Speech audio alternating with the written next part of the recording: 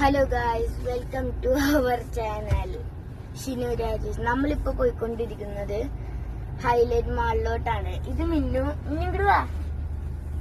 അച്ഛ, അമ്മ. ഏതാ വേടം ഫാനാണ്. ഏതാ പാട്? ഏതെങ്കിലും ഒരു പാട്ട് പാടിക്കോ.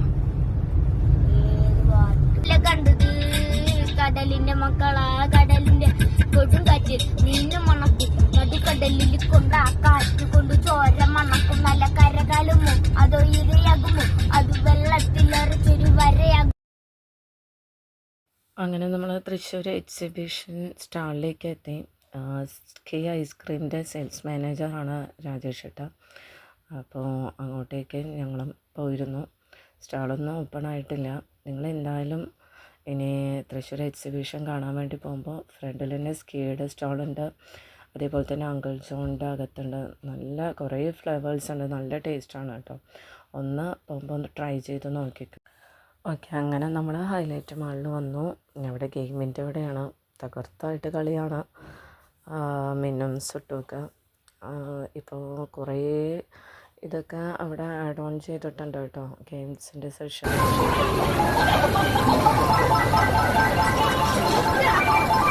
അതിനുശേഷം ഞങ്ങൾ കുറേ ഫോട്ടോസ് എടുത്തു. കാരണം നമുക്ക് ഇനിയും കുറേ സമയം ഉണ്ടായിരുന്നു സിനിമയ്ക്ക്. അപ്പോൾ നമ്മളിരുന്ന് കുറേ ഫോട്ടോസൊക്കെ എടുത്തു. അവിടുന്ന് ഫുഡ് പറഞ്ഞ ബസ്സിലൊക്കെ നമ്മൾ പോയി. പിന്നെ ഈസ്റ്റർ പ്രമാണിച്ച് അവിടെ കുറച്ച് ഫോട്ടോ സെഷൻസൊക്കെ ഉണ്ടായിരുന്നു. അങ്ങനെ നമ്മൾ പലാച്ചി സിനിമയിലേക്ക് നമ്മൾ പോയി. ഞാൻ വിചാരിക്കണേ എന്താ പറയുക, നമുക്ക് കുറച്ച് നമ്മൾ ഈ എൻ്റർടൈൻ ചെയ്യാം. അതായത് മക്കൾക്ക് സന്തോഷം ഉണ്ടാകുന്ന കാര്യങ്ങളിൽ നമ്മൾ ഇത്തിരി പൈസ ചിലവാക്കുന്നത് കൊണ്ട് അതൊരിക്കലും ഒരു നഷ്ടമായിട്ട് എനിക്ക് തോന്നാറില്ല. കാരണം ഈ കഴിക്കണതും അല്ലെങ്കിൽ നമ്മൾ എവിടെയെങ്കിലും സ്ഥലം കാണാൻ പോകുന്നതും അതൊക്കെ നമുക്കുള്ളൊരു മെമ്മറീസാണ്. അതിൽ നമ്മൾ ഒരു കണക്ക് നോക്കേണ്ട ആവശ്യമില്ല. നമ്മൾ പലാക്സിൽ കയറിയതിന് ശേഷം സുട്ടുവിൻ്റെ ഒരു സന്തോഷമാണ് കാണുന്നത്. എന്ത് ചെയ്യുന്ന ഉച്ചയിൽ പോയി.